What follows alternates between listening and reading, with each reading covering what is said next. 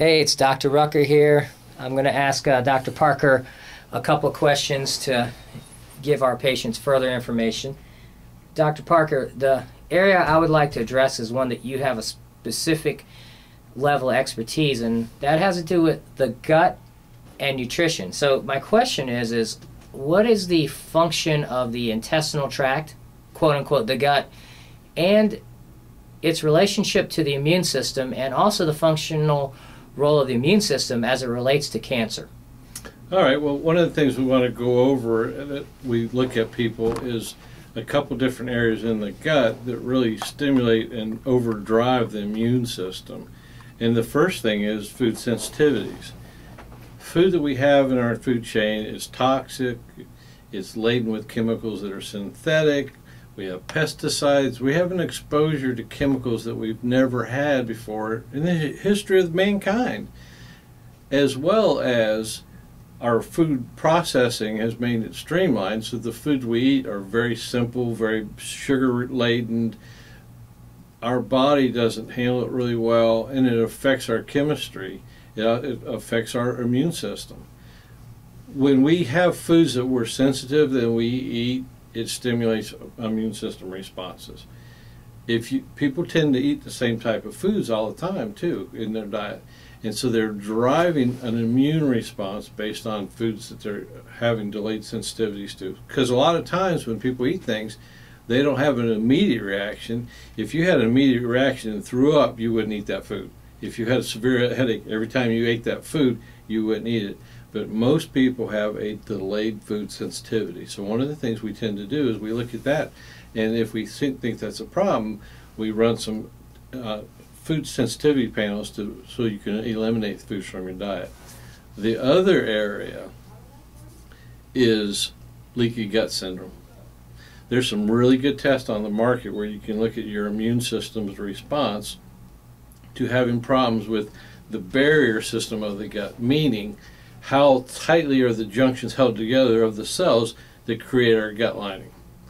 If you're having a response or a breakdown or gut inflammation, it's going to allow food particles to pass in larger sizes than they should be, and they get into your bloodstream, and your immune system responds to that. And having a chronically introduced food sensitivity with an immune response like that leads to a fatigued immune system, and people have a weakened immune response because it's overstimulated all the time.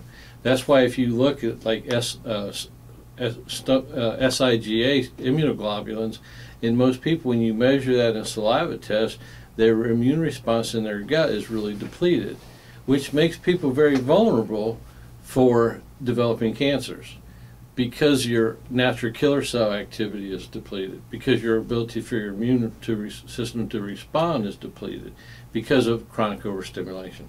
So we run tests to look at that. As a follow-up question, could you describe to the viewing audience specifically, and I'm going to suggest dumb this down so a layperson could understand it, what is the Th1 versus Th2 immune system, and how does that relate to cancer? Okay, that's a good question. There's actually three main parts to your immune system. You have a Th1 system, a Th2 system, and you actually have a T regulatory system that governs both sides of it and tries to keep it balanced. The T regulatory system is very dependent on good nutrition substrates like high levels of vitamin D. So you have to have good things in your system to help your regulatory system. The Th2 system is your B memory cells. Just like when people get a vaccination, it's a memory cell looking for that problem. The Th1 system, which most people that have cancers have a very weakened Th1 system, which is your SWAT team that goes out and identifies foreign things and breaks them down and prevents you from developing cancers. But your Th1 system failing to respond heavily, and your natural killer cells, that really predisposes people to allowing the development of cancers, which is why I like one of the tests we run on people called a natural killer cell activity. Natural killer cell activity is where they take your cells and you put your natural killer cells into a petri dish and extrapolate it over time, exposing it to cancer and seeing how well they respond. If you have a very weak response to cancer cells, guess what? Your Th1 system's not identifying it and attacking it. That's why we do a lot of nutritional support to support immune system balance. Well, thank you very much, Dr. Parker. I look forward to hearing more information from you. Thank you.